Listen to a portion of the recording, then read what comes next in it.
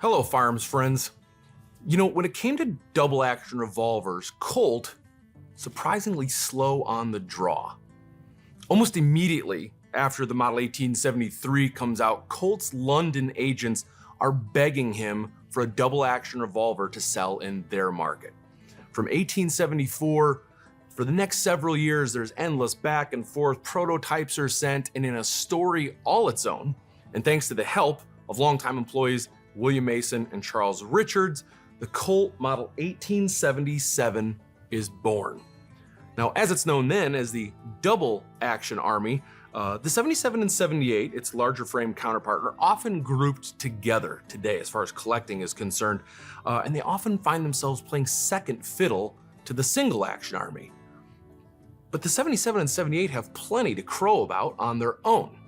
Of course, given their years of introduction, 77 and 78, they're around with plenty of time to play a role in the Old West. And because they're in the Old West, they find themselves in the hands of central historic figures during that time period, and of course, hundreds of lesser known individuals as well. You have John Wesley Hardin carrying these. You have Pat Garrett.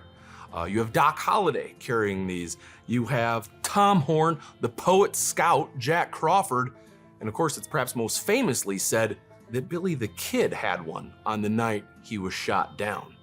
And today for collectors, it's a virtual gold mine. You of course have high condition, immaculate examples, highly embellished versions, plain versions, and of course, an endless number of manufacturers' varieties as well. You have caliber, you have ejector or no, or ejectorless. You have acid etched or stamped. You have the type of finish, you have the type of grips, and of course, you have the retailers they were shipped to. Yes, retailers play an integral part of the story of the 77, 78. And that's because, as you'll read, if you read Wilkerson's book on the 78, you know that there was a group of Colt retailers known as the Allies by Colt. They're actually referred to this in official internal Colt documents. And that's a number of essentially distributors and retailers in the 1870s and early 1880s that essentially dominated the Colt market. Some of these are well-known names, some of them are lesser, and businesses come and go, retailers come and go, but there are some stalwarts, some juggernauts that remain the entire time. You have Schuyler, Hartley, and Graham, later known as Hartley and Graham. You have Folsom, you have J.P. Moore, and of course you have Benjamin Kittredge out of Cincinnati, Ohio.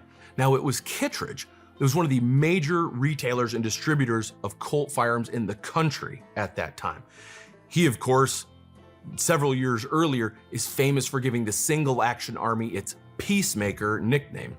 So when Colt's new double actions came out, he saw his opportunity again to sell a few more revolvers, and he gives the 1877s their name. Of course, famously, the 38 caliber, like we have here, is known as the Lightning.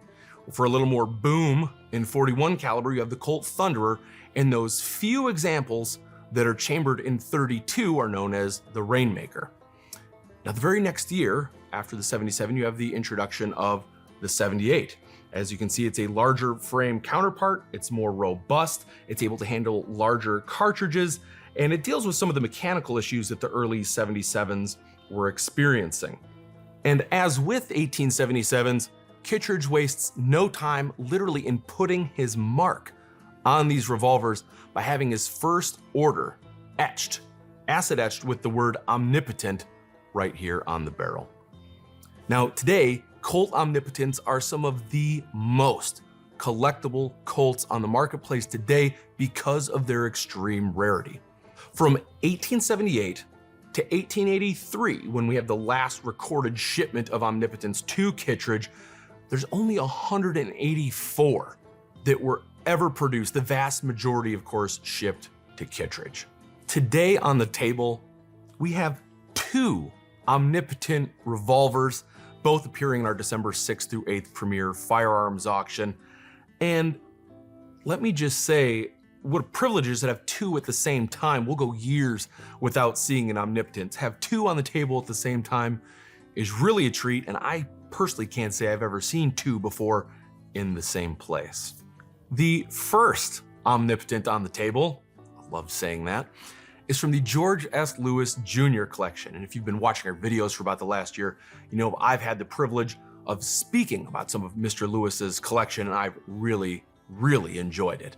I love Mr. Lewis's taste. I think it manifests itself in the guns from his collection, and it's no surprise that he would have something as desirable and collectible as a Colt Omnipotent tucked away into his collection.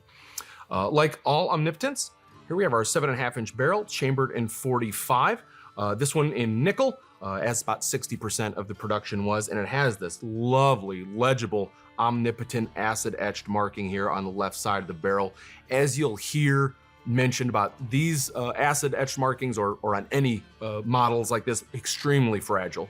On nickel, some sources say it's even more fragile on a blued gun. So to see it here so clear, so legible, over 100 years, over a century after the fact, is just outstanding.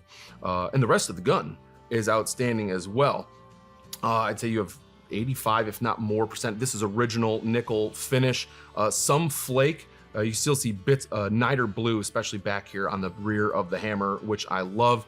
And what I love even more is that there's just a little bit of extra wear on this side, here on the side plate, and on the back of the grip. A little bit of smooth to let you know that maybe this gun was worn on the right-hand side and saw a little bit of use. Somebody got a little bit of use out of Colt's first big double action. Final detail, this is serial number 4799. It's part of a 25 gun shipment to Kittredge in January of 1881. And the rest of the gun actually letters to a T, not always a given with the Colt Omnipotents. Now, two things to keep in mind if you're interested in Omnipotents, or maybe you have an inkling you might have one. As we just mentioned, factory records are not 100% accurate. They were kept by human beings, and they were kept by human beings who didn't have collectors and historians 140 years later in mind. So you'll see some slight discrepancies. If you think you have one, maybe there's, the hint of a marking there, and it has a 7.5-inch barrel, and you're in 45. Maybe it even has a Kittredge stamping on the right-hand side of the frame. Some are known to have that. It would be very much worth your time to get that Colt factory letter. On the other side of that, maybe you have one that's marked Omnipotent. That's fantastic. Get Colt factory letter for that as well. It may not come back as Omnipotent on the factory letter. There's about 20 of those according to Wilkerson's book. But check that's just the Colt factory record. Wilkerson's book and other sources as well have Colt shipping records as well. So if it has a marked to Kittredge as Omnipotent, but it's not indicated in the Colt factory records, you may find that Omnipotent is verified by the shipping records. So two things to check out. And now we can dive into the second Omnipotent at the table, and this one comes to us from the very well curated Tom Selleck collection. Now, most of you, of course, know Mr. Selleck from his work on the silver screen and the small screen, Quigley Down Under, Magnum PI, Blue Bloods, of course, for those who watch more recent things, and also an outstanding eye. We've had the privilege of selling several of Mr. Selleck's items through recent auctions. Each one fantastic condition, unique in their own way, and of course, perhaps no surprise that we would also find an Omnipotent in Mr. Selleck's collection. Like Mr. Lewis's, of course, 7.5-inch barrel, chambered in 45, lanyard loop, plastic grips. Omnipotent, of course, marked strongly here on the left side, very legible. Bright sparks of niter blue on these screw heads on each side, which is very pleasant to see. But despite their similarities, Mr. Selleck's has one that does set it apart, and that's not just from Mr. Lewis's, but most Omnipotents you'll find, and that's because while most were shipped to Benjamin Kittredge in Cincinnati, there are only 3 that were not shipped to Kittredge. 1 to a private individual, and 2 to Hartley and Graham in December of 1880. 1 in blue, and this example in nickel that I hold in my hand. It's a single gun shipment, December 1880, again to Hartley and Graham, hopefully just in time to be an extraordinary Christmas gift for someone. The Colt model 1877 and 78 are really underrated in this pantheon of Colt revolvers, and they shouldn't be. They have the Old West history. They have their famous and historic users. They have military service. In the Philippine-American War, they're, of course, in some of the top collections. They're in top Colt books. And of course, there's a wide variety for collectors to collect, not just the varieties that we mentioned earlier with their physical characteristics, but at any price point.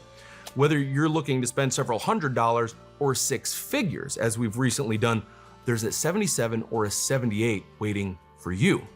In our December 6th through 8th Premier Firearms Auction is a bevy of Colts. You're talking 7 collections representing over 250 years of Colt collecting. If you've waited to get your hands on an elite world-class level Colt, if you're a Colt collector, this is almost a mandatory event. So come visit us during our December 6th to 8th Premier Firearms Auction full day preview on December 5th.